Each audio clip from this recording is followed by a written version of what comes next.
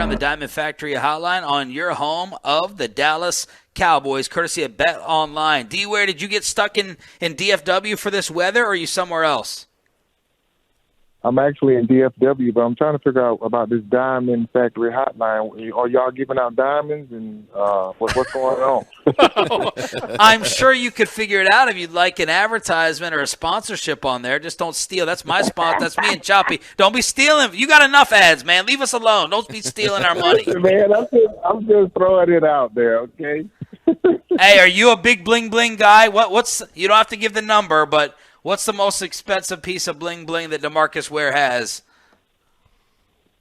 Besides the Super Bowl ring. Most expensive bling-bling. I was just about to say my Super Bowl ring, but I'll let you say it. I'll let you say it. I would say my Super Bowl ring is one of the most, not expensive, but most important. But, yeah, I'm really not a big bling-bling guy. I'm more of a watch guy. I got a Rolex, a nice Rolex. Okay. But other than that, I'm really not a big bling-bling guy. Okay, how do we deal with this weather in DFW compared to Denver? We need salt trucks. You know what salt trucks are? Like, drive them around town, put the salt and sand down, and let it melt this black ice. That black ice is so dangerous. Like, the snow, okay, cool. We're used to seeing snow. We can drive in snow. Anybody can drive in snow. But the ice? I don't care if it's got four-wheel drive, two-wheel drive, it's auto. It doesn't matter. You're going to slide. Yep. You're going to slide. Now, you stir crazy like Michael Irvin was just on. Michael cannot stay. He cannot stay in the house. And we know you got to go. You've probably been doing workouts with tires outside on the ice. Can you stay inside, or you got to get out? Dude, I got a golf simulator in my house. I've been on the course probably about 36 holes every day, okay? And I get stir crazy, and I can't go outside. Not only can I not go outside, I almost fall when I go outside, so that's dangerous. I can't get in my truck, and so now I got to sit in the house. I mean, it's golf. It's still fun now. I got the family here, but I'm ready to get outside. DeMarcus Ware joined us here on The Fan. What is the golf course you were playing yesterday on that simulator? Pebble Beach, baby. Dude, I was playing Pebble Beach and Sawgrass yesterday. DeMarcus, what are the Cowboys missing? We obviously sat there and almost made it to the Final Four. We got to watch the Eagles play in this game now. But when you're watching them play, whether it's defense, offense, coaching, what do you think are some of the missing things that the Cowboys need to add in the offseason? I don't think there's anything missing. I know that the philosophy of turning the ball over just needs to, just needs to stop. If they don't turn the ball over, you look at how many games they won and how that plays. And then on defense, the same thing. How can we get the ball out? When they start getting interceptions, they start getting big pressure plays, they start knocking the ball out, getting the ball back to Dak, they start running the ball, making those plays, it's inevitable that no team can beat them. But as soon as they start turning the ball over and they don't get turnovers on defense, we go back to that mediocre team that nobody wants to see. DeMarcus, there was the pass rush was so strong from the team for basically the first 12 weeks of the season, and then it seemed like teams had started responding to it and trying to get the ball out faster to avoid some of the twists and chip Micah Parsons and those sorts of issues. And Micah was part of that decline in terms of just his production. Where do you think Micah still needs to improve as a player? I mean, we saw a nice leap from year one to year two, I think. But where do you think he still needs to work on his toolbox? There's always room to improve that toolbox. I talk about that toolbox in the offseason when you're in the OTAs and mini camps. I think just being able to read offenses a lot quicker. It's all about time now. He has the athleticism. He can, do all the pass rush techniques, but now he needs to get to a point to where, okay, cool, the offensive line are going to all fan to the right. I need to make sure I line up to the left before it even happens. Oh, it's 22 personnel. This is a play that's going to come from that. The smarter you are and you know what play is going to come before they even start calling it because of their personnel. Now, as an athlete, you know exactly what's going to happen before, but then you can jump the count, meaning you can get off the ball a little bit faster. You know what play is going to happen because it's a time game now. And the more time that the quarterback has the ball, the more time those big plays are going to happen. You're the pressure guy, so you got to make sure you bring that pressure in key situations.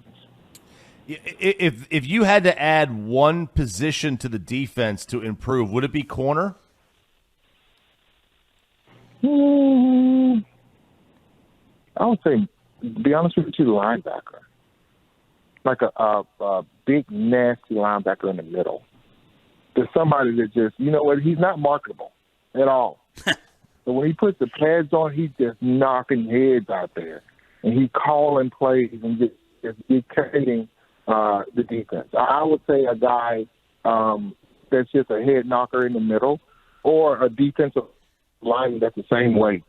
Huge, 320-pound guy, and he demands a double team. If you don't double team him, guess who's going to eat? DeMarcus Ware, Micah Parsons. He's the guy in the middle that's just that anchor to where you're not running the football, and you got to pass it, and I'm going to let my outside guys do what they do best, and let's get to the quarterback. DeMarcus Ware here on Shan and RJ, courtesy of Bet Online. It's DFW Sports Station 105.3 The Fan. Would you rather go up and defend Patrick Mahomes or Jalen Hurts? I would say Patrick Mahomes. Because Jalen Hurts at RPO, I hate that play. No. You don't know if the quarterback has the ball, the running back, the wide receiver coming around the corner. You don't know anything, and he's really healthy. And as a Lion, when I'm out there, I would say hunting or getting pressure on the quarterback. If I know that I have a wounded antelope, that's what I'm going to try to go and eat. So I would rather go against a Patrick Mahomes at the time, knowing that he's still a great player, wounded. But I don't want to go against a full RPO Jalen Hurts. Who was the running quarterback that just tortured you when you were playing, and you're like, this is impossible? I mean, you had Vic. I don't know how often you guys went up against him, but who was the scrambler and the runner that tormented you? Michael Vick. Yeah. When you have a roller coaster ride, when you have your own shoe, when you have commercials on what it's like to actually try to tackle Michael Vick, he was a guy that it gave me goosebumps every single time he snapped the ball, because I know he can go the mile. He can score with his own feet. He can throw the ball, and he was left-handed. So he saw me. Every single time I got past the tackle, he can see me. Usually the guy that's right-handed, so he has his back to me. So I'm like, all right, cool, I got a little bit of time. But Michael Vick, and he can run. All right, we got to bring up Micah here, because he caught some heat for kind of rooting for Lane Johnson on the Eagles in the Super Bowl. Did you ever have a team or a moment, a player on a team who you were rooting for within your division to win it all, that they made it either from the NFC East or the AFC West, and you're like, you know what, I know we play them in the division, but I'm rooting for them to win it all? I hate to say it, but it was OCU Manure for the Giants. He was like my brother. I mean, we grew up in high school, college, and I hated going against him. We talked trash the whole week. And when I can still remember, I think it was 2008 when they beat us, and he was rubbing it in. I was so pissed. And then they went up to Green Bay, and they beat Green Bay. I watched that game. I was rooting for them. They went to the Patriots. They beat the Patriots for the Super Bowl. I said, you know what? It's not about me at that time, but I hated it. I still hate it to this day because he showed me those Super Bowl rings. But I was rooting for him. All right, your other team just made a huge move to get Sean Payton. What do you think about Sean Payton to the Broncos, and do you actually think that he can save and fix Russell Wilson? I think he can fix that offense, and he's going to do a great job up there, especially just the mile-high attitude that they have, the team that they have. All the things are in place. I think they just needed somebody to go up there and orchestrate it, and that's what Sean Payton did when he was with the Cowboys. The same thing with the Saints, and he's going to do the same thing with the Denver Broncos. DeMarcus, we mentioned Micah there. I know you've worked with him before and have had a lot of positive things to say about him. But have you ever thought about getting into the coaching realm? Like, are we going to see you on an NFL sideline one of these days? You might see me on the NFL sideline, maybe mentoring and coaching some of the guys a little bit. But full-time coaching, that's me getting back and almost like I'm putting the pads back on, and now I'm not being hit nobody, and I got to really rely on somebody else to do it. That's the way I see it. I bet on myself. But if I can mentor the players and see them succeed and teach them technique, teach them the game, I would love to do that. Okay, enjoy the golf. Stay away from our diamonds. And enjoy the big game, next week. And always great to have you on, D. Ware. We appreciate it. Yeah, sure. Thanks, though.